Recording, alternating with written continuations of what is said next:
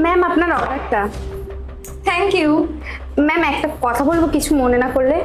বলছি আমি একটু ভেতরে বসে ওকে একটু কিছু খাওয়াবো, আসলে অনেকক্ষণ হয়ে গেছে, ও এখনো না কিছু খায়নি। হ্যাঁ হ্যাঁ, অবশ্যই, আসো ভেতরে আসো। Thank you so much.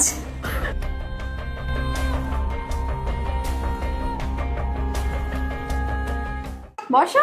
হ্যাঁ, এ নাও খাও। খাও মা, খাও। জল খাবে মা? খাও। আচ্ছা, ওর বয়স কত এখন?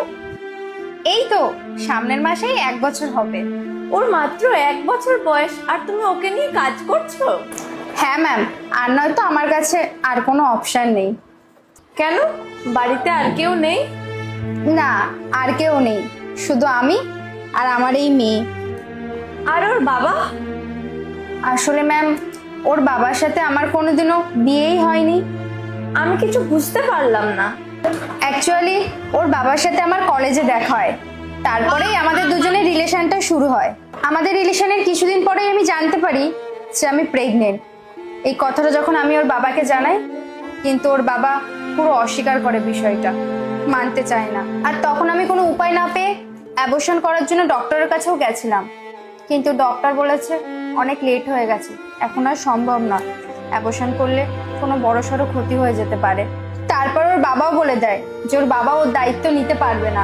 আর ওর বাবাকে না আমি খুব ভালোবাসতাম, তাই ওকে আর জোর করতে পারিনি। আর এই ব্যাপারে আমার বাড়ির লোকও না কিছু জানে না, তাই বাধ্য হয়ে আমি বাড়িঘর দৌড়ও ছেড়ে দিয়েছি।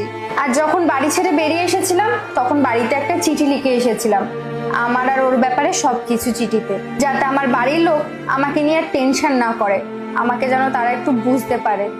আচ্ছা, তোমার বাড়ির লোক তোমার সাথে কথা বলার বা যোগাযোগ করার চেষ্টা করেনি? না, বাড়ির লোক আমার সাথে কথা বলার কোনো চেষ্টা করেনি, বলতে পারেন আমার সাথে কোনো সম্পর্কই রাখেনি।